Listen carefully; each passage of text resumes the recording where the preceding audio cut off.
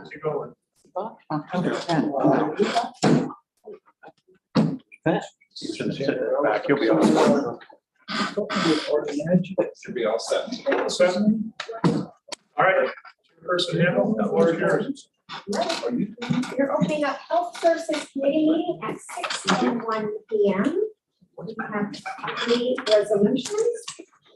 Authorizing conference attendance, Wendy Johnson, FNP, DC, and Katrina Lowry, Greene County Family Planning.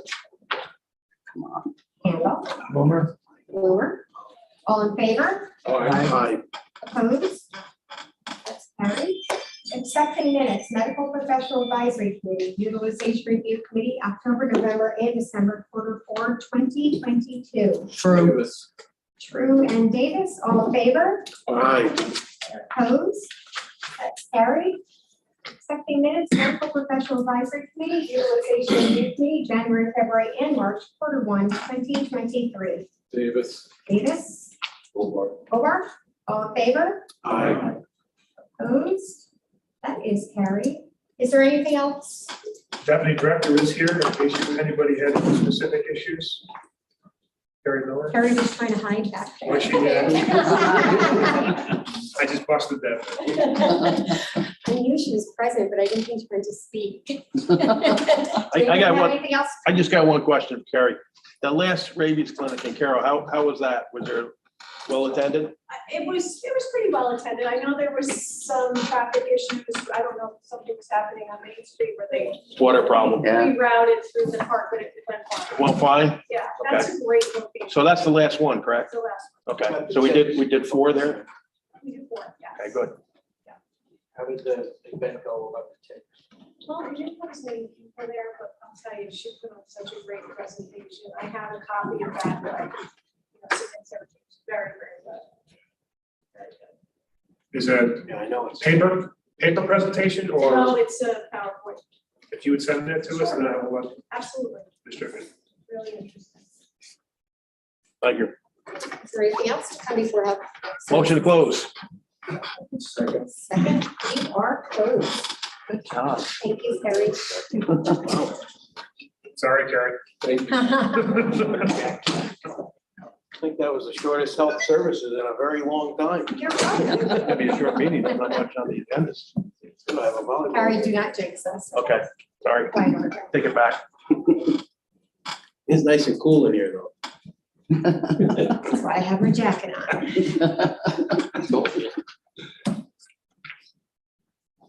Thank you, Tanya. I'd like to call the order of County Resources at 6:05. We have 2 action items before us this evening, but before we do, we have a gentleman here who's asking to speak in place of Jamie Mitchell in regards of what's going on in that field. And Mark, you'd like to? The podium's yours. Okay.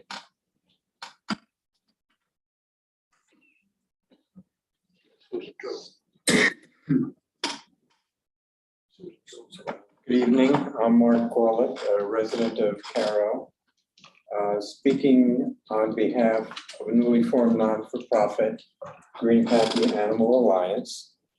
We're looking for assistance in opening up a companion animal shelter within Greene County for cats and dogs. There is nothing available right now. I've spoken at the Greenville Town Board meeting. They've expressed interest in this.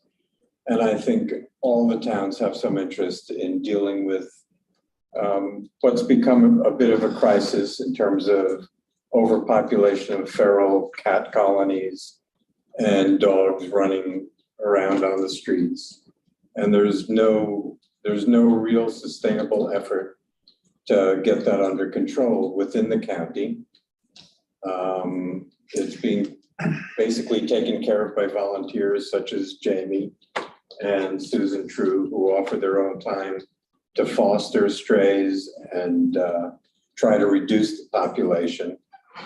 Right now, it does present a health issue for people in the community and for other small pets in the community to have wild dogs, to have just the colonies of strays that breed disease. They're a vector for tick and flea infestations. There are families that are having trouble if I think everyone has heard of a neighbor who the police get called to the house and they have 20 cats living on their porch. And there's no real way to deal with that issue. Right now, all the towns have their own animal control officers that try to deal with it. They're not available as often as they should be. And some towns have gone from an elected official, they're contracting with other individuals to try and help them out of the situation. But as I said, there's nothing that's really sustainable. Greene County Animal Alliance is asking for two things from the county, very similar to what was asked for in Rensselaer County. We'd love to see a resolution in support of the alliance that would work towards opening a facility within Greene County. I'm preferential to Caro, but it is geographically central in the county. So we're looking for that resolution of support. And right now we're looking for a property that we can get for free. Once we have property, that opens up the ability to apply for grants to build the facility.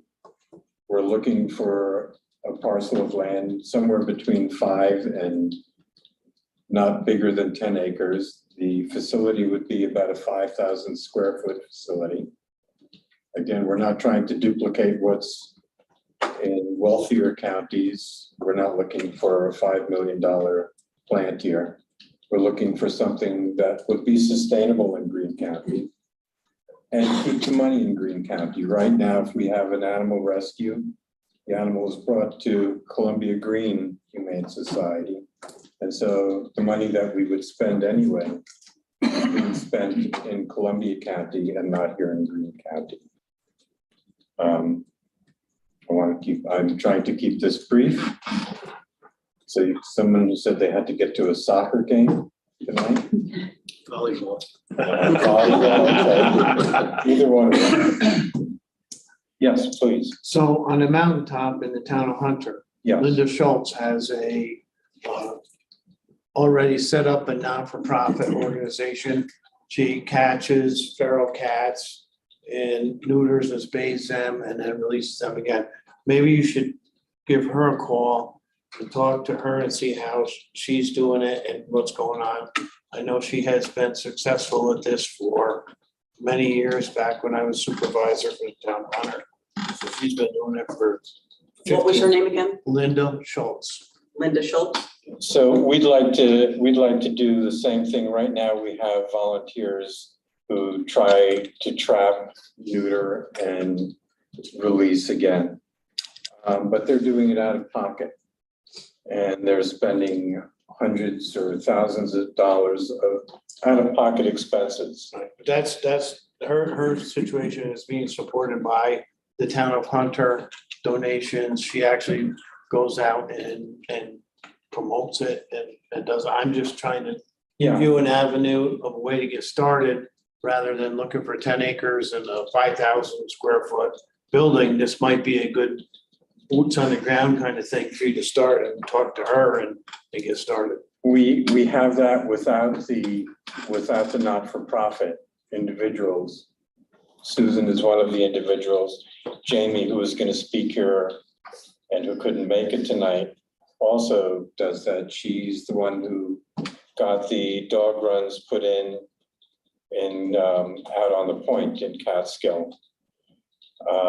But if you set that up, it's easier to get grants and money from, other than, not that the county doesn't want to give you money, but it's easier to get funding from other sources so you can grow.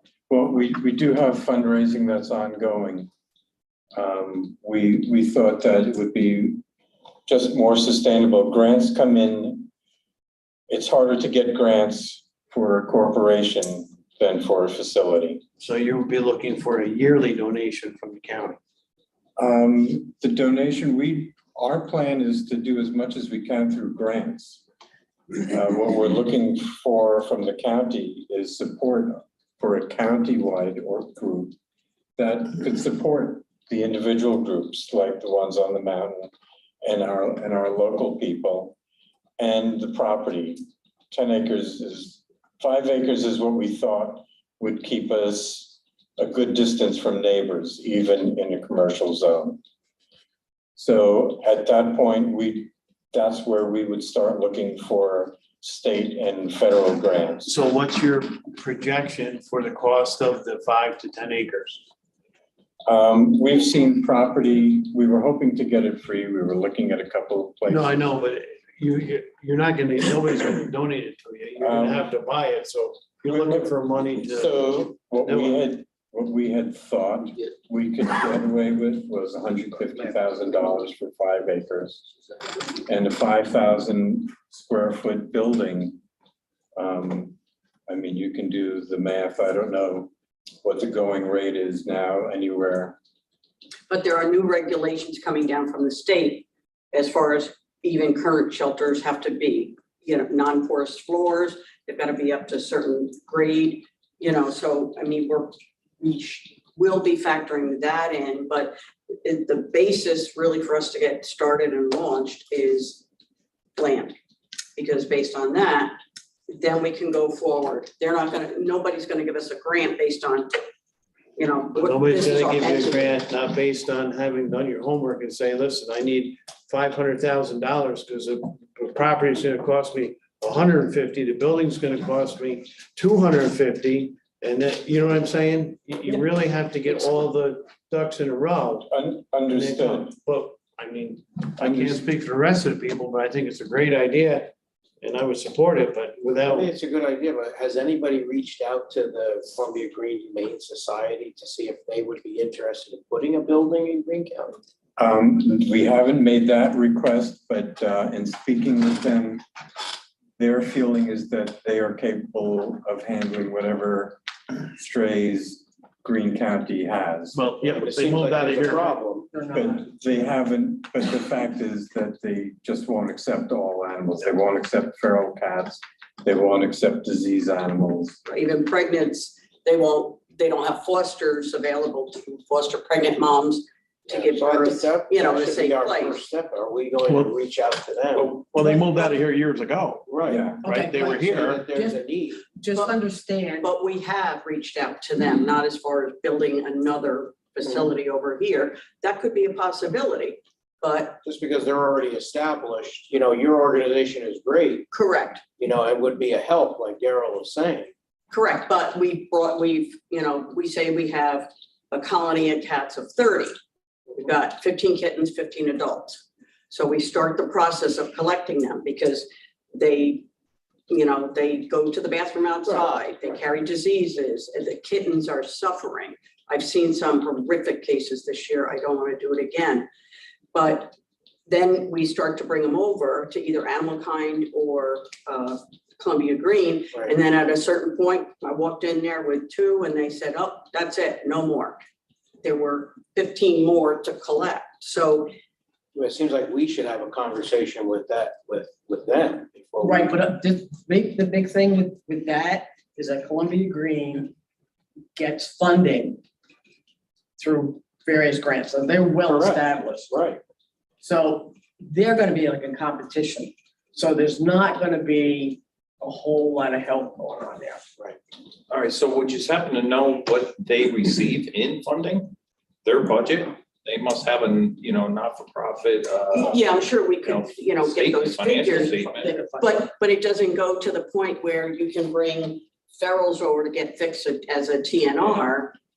Ferals can be quirky, they can bite you as soon as they look at you. Sure, I'm just looking ahead, if gets established, what you might be expected to get in grant funding, if you can mirror what they're getting, you have an idea of what people have been willing to. They have big donors, Put out. so it's a more, Sean, do we contribute anything to the name Columbia Greene Humane Society? Well, our towns do, whenever a town has a dog control officer, take a dog over there if it's not claimed. they charged the town $650. Wow.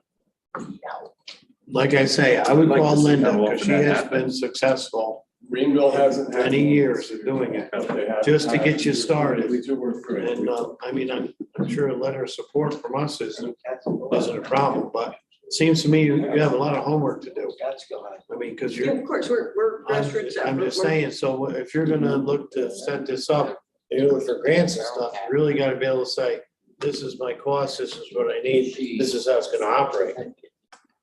But at least we need a parcel of land. So we know that through the county, you've got, people who don't pay their taxes. So, But people don't pay the taxes, and then somebody pays those taxes and buys the land. correct. No, We I see don't, your point. we don't supply 10 acres of land for free. That's what I'm saying. I see your point, certainly. But this venture would benefit the whole county.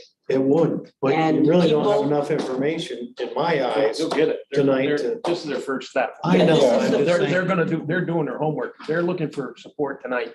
If we could come up with we a can resolution of definitely support, write a resolution. and then they're gonna go forward. They'll do Really their gotta homework. have stuff ready to go. Right now, we can't get an engineering firm to give us a plan for a facility unless we give them a plot of land where the facility is going.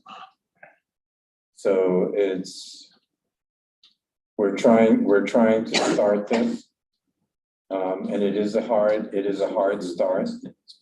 And we're trying to do it as inexpensively as we can, which is why we're looking for whatever we can get gratis.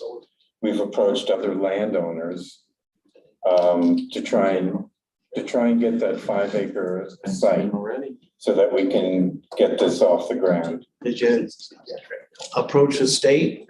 Maybe the state has land that they could, Not just yet, no, we We're started. starting on the county level. I don't think it's a problem to write a letter in support of this from the county, if that would probably help to move along other things. It's a stroke of the pen for us to write a letter of support. It I sounds- don't think that should be an issue that we should, mull over for 20 minutes. Thank you, thank you. It's a simple thing, like writing a letter in support, and maybe that could help get other things started. If somebody saw that the county was supporting, and you say, hey, we have these 5 acres, why not? And so I don't think that's a problem. I think that's all they're asking for from us right now. I think we should just do it. This is not a request for money. It's a great, Right. it's a great thing. I think we should just do the letter. of Yeah, we're support. just trying to introduce ourselves. Our vision is this for the county, all the residents. And if every resident taxpayer would donate $25, we'd have more than enough money to really get this up and running. So, Yeah, the interest is not just out of Carroll. The other towns are all going through the same issues where they're losing their animal control officers or through retirement. And they just can't keep up with the amount of calls they're getting. Calls just go unanswered. And we're trying to rectify that as well. Those are the goals. Those are the long-term goals. And right now, we're trying to just start this and make it a reality. Wonderful thing. thank you. Mark, thank you. Thank you, Mark. All right, thank you very, very much. thanks for your time. Thank you.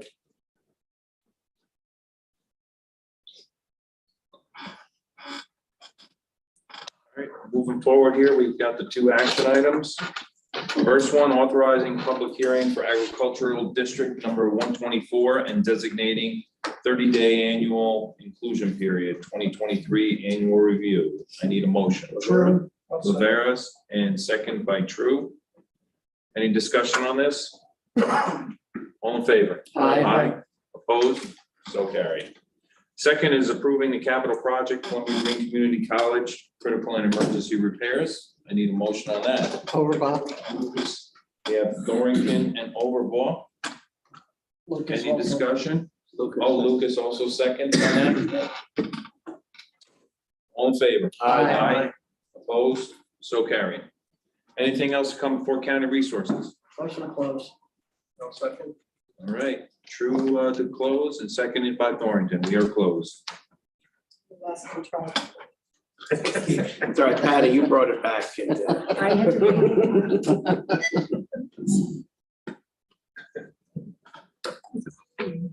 See if that's that. All right, thank you, Tanya. Good evening, everybody. I'd like to call the Public Safety Committee to order at 6:21 PM. With us tonight, we have Sheriff Kuzminski with his report.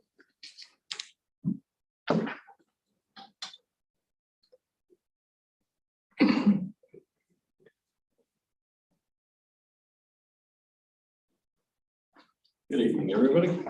Good evening. So last month, we made 190 civil attempts, served 107 civil papers, issued 111 traffic tickets, investigated 18 traffic accidents, made 38 arrests and 2 DWI arrests.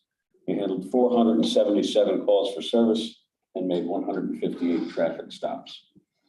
On September 1st, the starting jail population was 28. As of September 30th, it was 30, the high for the month being 32.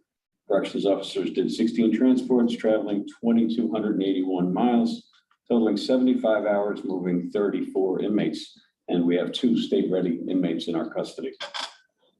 It was a very busy month where we participated in and/or provided traffic control for the Greene County Firemen's Convention, the 9/11 ceremony, Greenville Day, Medway Grateful Fire Department's open house, Touch a Truck at the Catskill School, Coxsackie Riverside Festival, the YMCA triathlon held at Sleepy Hollow Lake, and the Alpha Wind Bike Race. While at the triathlon in Sleepy Hollow, our deputies were in the lake and used our rigid hull inflatable boat to assist one of the participants of the race who was in distress and could not make the full distance of the swim. So it was a first use of that new boat. Other than training. One other incident I would like to mention is where a woman fell at the Athens Lighthouse, was injured. Our deputies transported Catskill ambulance personnel to the lighthouse by boat. They stabilized the patient and then we transported her to the Hudson boat launch and turned her over to Greenport Rescue to be taken to the hospital. So just a great example of all the emergency service agencies working together, and that's all I got. All good. Sure. You got anything else for the sheriff? Yeah, Pete, that incident that occurred up there in Moreau State Park. What exactly is the law now that when you have sex offenders or anything like that, are you made aware of people that have any registered sex offender we monitor? We're monitoring approximately 110 in Greene County right now. Okay, but you're allowed to, the laws didn't change where these people have. Well, depending on the conditions of their release or if they're on some sort of supervision, whether parole or probation, then there's conditions. But if they're not, they're really not. We just have to monitor where they are and what they're doing. And level 1s are not even public information anymore. So it's only level 2s and level 3s we put out. So if you go on our app and you look, you'll see only level 2s and level 3s. Okay, all right. Thank you. Level 1s still have to register though. Yeah. But there is a website, or is there something connected to your office that says where exactly they are, or the addresses are on there? You can see it both ways. When you click on sex offenders on our app, it will actually bring up a map of Greene County with little red dots, and you can zoom in and they'll zoom right to their residence. Just so you know, back a few years ago when I was a supervisor, we had sex offenders in our town. And the county was paying for the sex offenders housing. And there was 4 families in this one thing that had young children in it. And I was told that we cannot tell these people where they can or cannot live.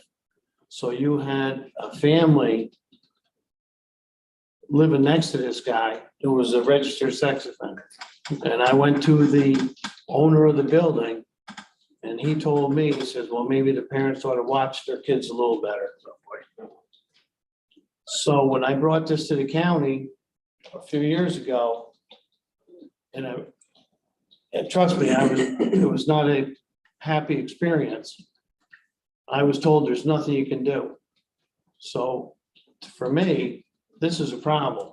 I've been dealing with it forever. There's no way a pedophile should be able to live within the same building as family with small children. There were restrictions about. Depending on what. Common sense, right? What level they are. I Yeah. But I remember when you. And the ones that the county currently is, And it's never gotten better. are. Yep, it was in the car. Thanks, Remember that Greene. good. Thank you, Sheriff. I was a tour guide at the lighthouse, and I was there the day that that lady got injured. You guys did a great job. Thank Your you. crew did a good job. Appreciate it. Thank you. Junior guard.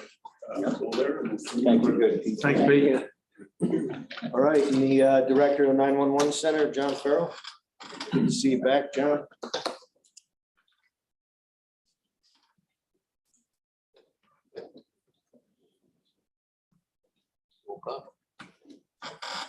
Good evening, all. First, I'll go over the numbers for September. EMS calls 557, fire 212, police 1105, unknown 683, for a total of 2,557. The total calls going in on the 911 admin and emergency 911 calls was 5,098.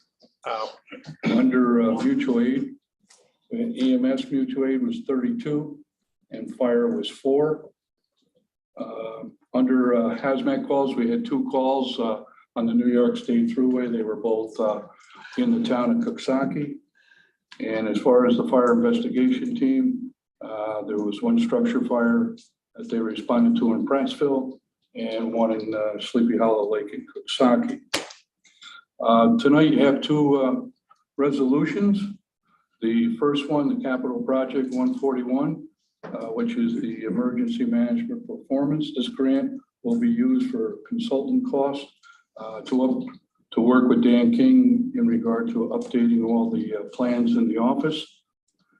The second one is capital project 142, which is a Homeland Security grant, roughly around $98,000. That is split, 35% goes to the sheriff's office and 65% to emergency services. And we're going to continue to use that money on the emergency service side for a planning consultant as well, and also to renew for the 2-year program for I Am Responding, which is a notification service for all the EMS and fire folks.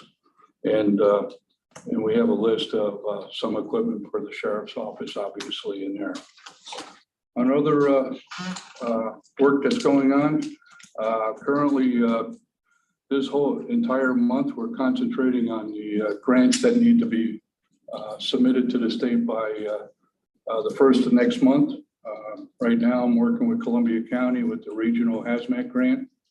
And I'm also working with Ulster County with the regional tech rescue grant that we've been doing over the last few years. I'm also wanted to report in regard to the 911 center.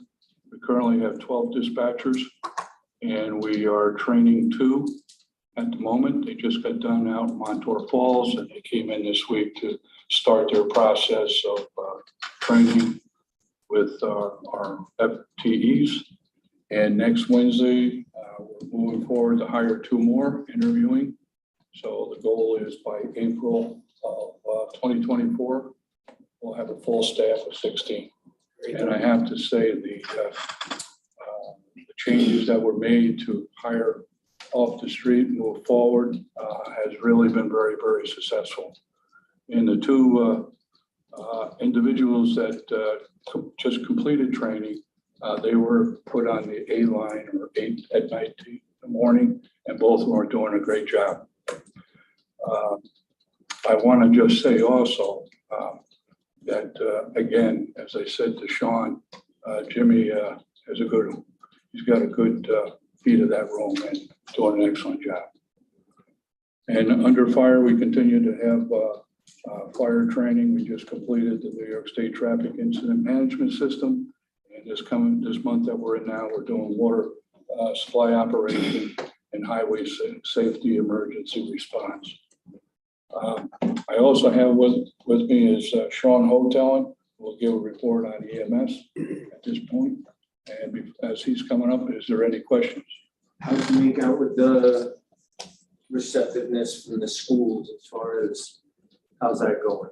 You want to put the program offered? Oh, I just got- in BOCES or, Last week, the fire coordinator, George Keeler, and I, we had to sign a couple of papers, and that has been submitted to the state, and they're going to start working on it. Looking forward to starting in September of 2024. I'm sure that we'll be called into a meeting together to discuss, maybe some questions that they may have, but it looks like it's gonna be a go. So, yep. Sean? John, I'm sorry, just one quick question. Are you required in these grants to hire a consultant? Yes. You are required. And it just. We can do it on our own, but with the fact that, like for instance, right now it's just King and myself, and Dan does most of it. You really need to have that outside source. Just looking at the numbers, it consumes a lot of what you're getting. Absolutely. But the company that we have, it's I can't remember exactly where they're from, but they do an excellent job, and it's and I know Dan does enjoys what they're delivering. Okay. Thanks, John. Yep. thanks, John. Thank you. Brief update, and before I get into the percentages breakdown, we did the study. We pulled the information from the CAD at the 911 center. We'll go over each ambulance services and their turnover percentages to mutual aid companies. But before we get those numbers out, don't be as scared as they sound, some of them, because without diving into each individual response for the entire year, it's hard to tell. For example, if Catskill was turning a call over, that may have been because they were covering somebody else's mutual aid call as well. So 2022 and up to September 1st of 2023, they're pretty consistent. We have issued a document to all the EMS administrators about a mutual aid movement because we're trying to work it into the 911 procedures and policies where they can kind of take the lead and start moving these units around without having to check with the EMS coordinators. Hey, who moves here, who moves there? So we've done some trials, standby points and stuff like that over the past 6 to 8 months. Even though it is a little bit fluid, it's giving some control into the 911 center for that. That is out to all the EMS administrators now for their blessing. So far, they seem supportive of it. And as soon as that's agreed upon by all the agencies within like the next week or so, I can work with Jimmy DePern on getting the staff trained so that there's consistency throughout. A couple of the numbers for 2023, Catskill Ambulance Service has turned over roughly 8% of their calls. Cooksaki Ambulance, 20% of their calls, which is down slightly from last year. Town of Caro at 24%, Greenville Rescue at 16%, Durham Ambulance at 19%. Wyndham, which includes the town of Jewett as well, is only at 14%. Ashland, Lexington, Prattsville combined under Ashland Ambulance is only 13%. And the town of Hunter is at 16%. Like I said, What were those numbers? Can you go over that? Just not the numbers itself, but what do they mean? It's the percentage of calls that they did not respond to their own calls. So it was the number of calls they turned over to mutual aid. But in their own defense, say the town of Hunter is coming back from Albany, right, and something's going on and they're closer, they'll turn that to the town of Hunter. So it's a matter of Those better don't response. fully break out because they could be covering somebody else's call while then their next neighbor has already been moved into a standby point. But the good thing is we have not reached out an incredible amount of times to out of county units to have to come in and cover our EMS. The bad point would be if you had zero coverage for somebody to come through. So the high number of coverages doesn't tell me there's a problem. What it tells me is that we're covering the whole county, and that's good. Right. Our out-of-county mutual aid requests to come in at the moment are still minimal, which is good. What about our going out account? It doesn't happen too often, more so on the standby levels. The paramedic service from the county gets the frequent standby coverage up in the New Baltimore area to cover the southern end of Albany County. That happens more so than the ambulances going. Occasionally Coxsackie will go out of county. The Delaware Schoharie County has kind of diminished quite a bit. Schoharie County added on a couple countywide ambulances at the BLS level. I don't know if that's the biggest reason for the decrease in out-of-county mutual aid requests, or if it's just their volumes may be down. It's hard to tell because their volumes aren't very high to begin with the exception of the Cobleskill and the highly populated areas. New York State, about a month ago, they had put out an EMS survey to every EMS provider within the state of New York. It was a voluntary response. They did put out a preliminary results from that survey that just came out the other day. Some of this is a little bit alarming, but also kind of expected where EMS is going nationwide. They did a total of about 4,000, almost 4,000 EMS responders had responded to this survey that they put out. And they broke it down into career satisfaction with attrition and longevity as one zone. Alarmingly, 37% of the respondents stated on the survey they plan to leave the EMS field within the next 5 years. That is going to cause a problem if things don't change, retaining EMS services at the levels that they currently are. Only 48% of the respondents believe that they have a long-term care career in EMS. Another 27% says no, and 24.5% were unsure if they see themselves having an EMS career. This was in 7 different regions of the state. I know personally that there's a number of Greene County providers that have responded to this. I don't know what their individual answers are. When they were asked about their reason for the planning of leaving EMS, the respondents, they cited inadequate pay / benefits. 66% of the respondents, that was their number one reason for it. And the availability of a better job opportunities outside of EMS had 51% of the respondents putting that as a reason to leave the EMS field. The next category they did was under a wages category. 45% of the state respondents of EMTs, they reported having an hourly base wage of $19 an hour or less. This doesn't break apart full-time, part-time under this one. 35% of paramedics reported having an hourly base wage of $29 or less. That one doesn't seem as critical as the EMT one, but it also kind of mirrors where the shortages are as well. And then another section they questioned was about the workload. 73% of the respondents reported working more than 40 hours a week on a regular basis. 37% worked more than 50 hours a week, and almost 18% worked a minimum of 61 or more hours a week. Out of the 5 regions, more than 25% of the respondents worked more than 61 hours a week. That included the Adirondacks, Finger Lakes, Suffolk, Susquehanna, and Mid-State. Our region is in the additional 4 areas, which covers Nassau, Mountain Lakes, Hudson Mohawk region, which we're in, and Westchester. 23% of their staff worked at least 61 hours a week. Now, the scary part of this survey, 85% of the total respondents claim they have experienced burnout or compassion fatigue as their role as an EMS provider. So this would further enforce when we tried to do the Greene County ambulance service, because people would have had insurance vacation pay, sick time, and they wouldn't have had to work over hours. And when we presented that, the employees themselves said, we don't want to do that because we want to work to 80 hours a week so we can have a bigger paycheck.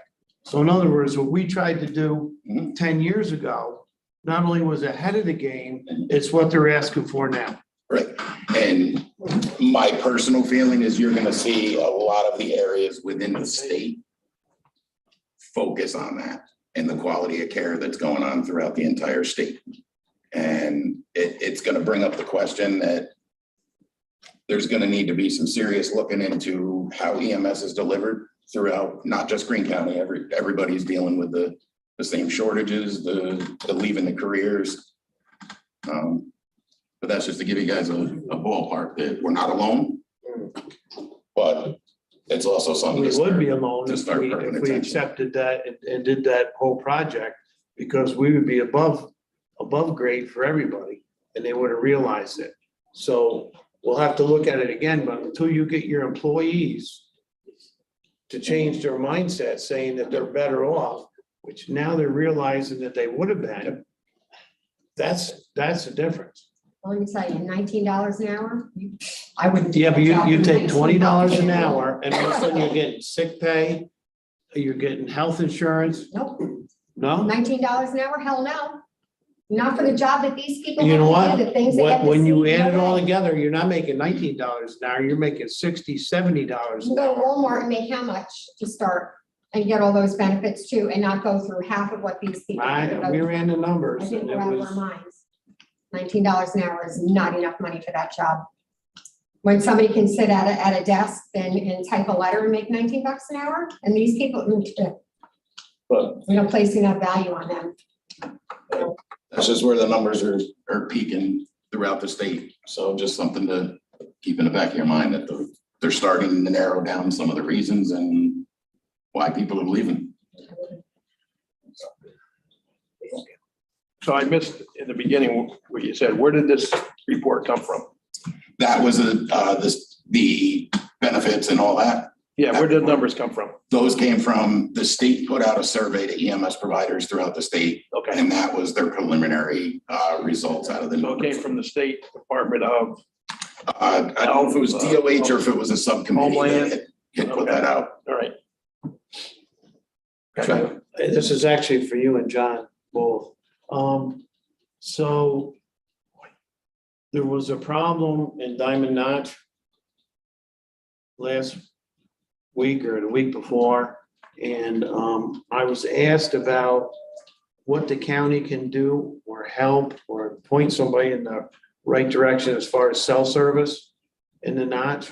If nobody is not familiar with it, I mean, it's pretty steep slopes, and it's Ulster County and Greene County in each side. Yes. Yeah.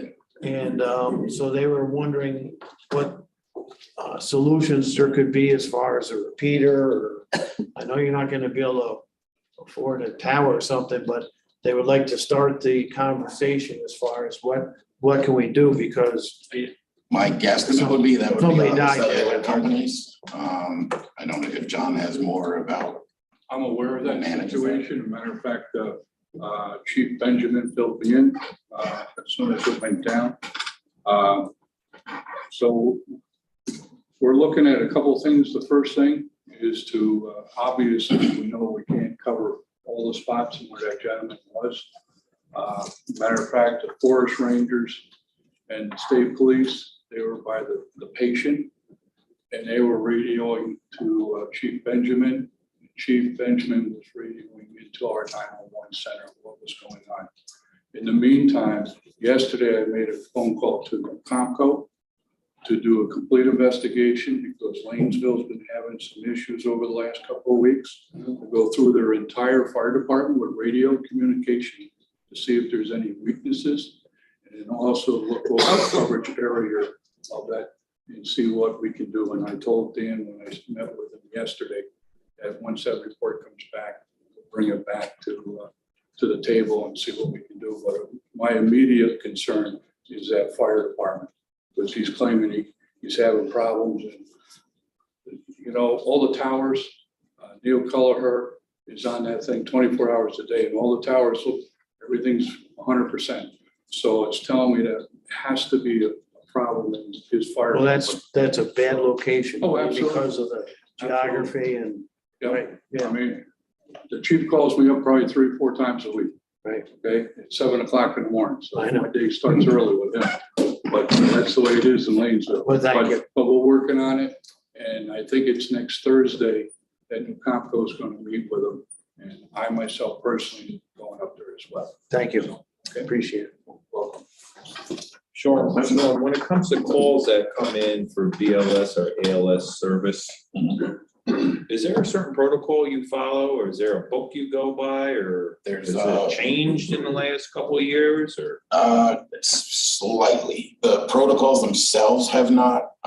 They're following the basic MPDS ProQA is what they call it. They're the guidance cards that walk the dispatchers through the questioning, and then it prioritizes different levels of ALS or BLS calls. Okay.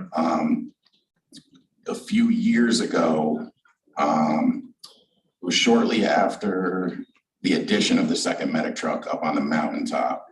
The medical director sat down with the then chief of Greene EMS. They reevaluated some of those and added a bunch of criteria which would trigger an ALS dispatch with the local ambulance services.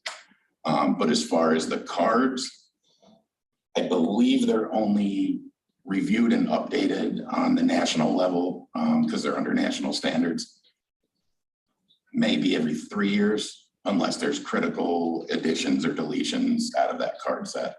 Would you have still what was before and then after the protocols with this chief medical officer and Greene EMS on what changed? Would you have that? I can check and see. I believe the 911 center still has a set of the older cards. Okay.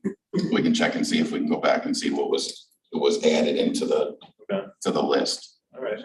Thank you. No problem. Anything else? Anything else for Sean? Thank you, guys. Thank you. Thank you. Thank you. Okay, into the proposed action item. Number 1, amending resolution number 120-23, appointing members to the Greene County Fire Advisory Board 2023. Lennon. Lennon, Handle is a second. All in favor? Aye. Opposed? So carried. Number 2, establishing capital project number 143-2023, emergency management performance grant. Handle, Martinez, all in favor? Aye. Opposed? So carry. Number 3, establishing capital project number 142-2023, state homeland security grant program. Davis. Davis. Bloomer. All in favor? Aye. Opposed? So carry. And number 4, the budget amendment for the Stop DWI GPSC grant. Rivera. Lennon. Rivera and Lennon, all in favor? Aye. Opposed? So carry. Anything else to come before public safety? A motion to adjourn, I'll second it. We are adjourned.